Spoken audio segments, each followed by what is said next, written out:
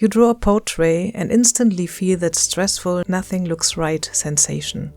But I can tell you, it's not a talent issue. It's your brain judging tiny irregularities in milliseconds.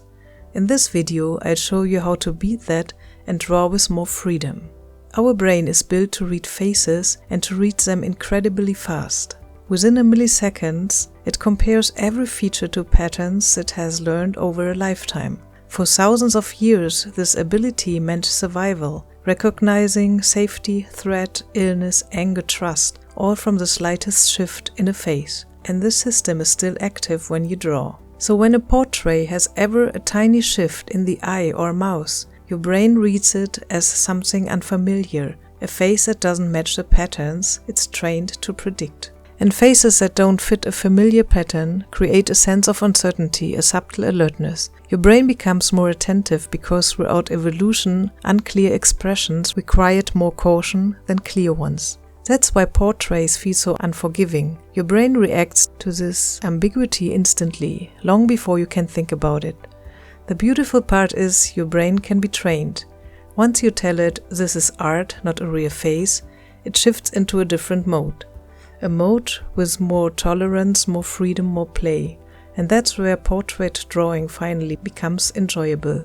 Why we still want to draw faces? Even though portrait drawing feels stressful, we keep coming back to it. But why? We are drawn to portraits because the human face is never neutral. The moment we see even a few lines arranged like a face, our brain starts searching for a person behind it, a mood, a character, a presence. A face isn't just a visual subject, it represents someone. That's why even a minimal portrait feels loaded. We automatically look for emotion, intention, and identity in it.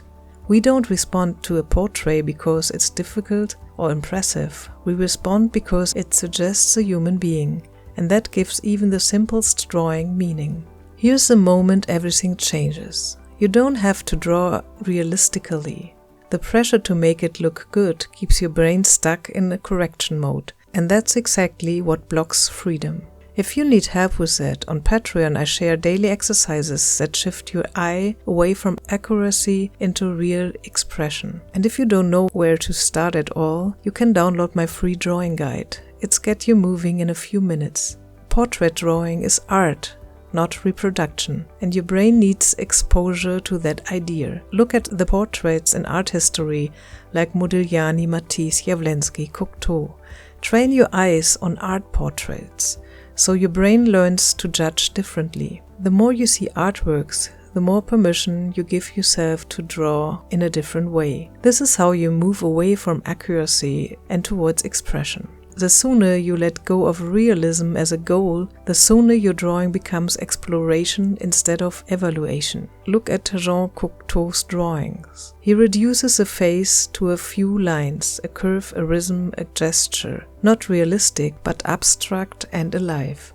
His line is simple and free because it carries intention and not correctness. And now look at Modigliani's drawings. He stretched necks, simplifies eyes, shifted proportion, not as a mistake, but as a choice. He wasn't copying a face, he was expressing a presence.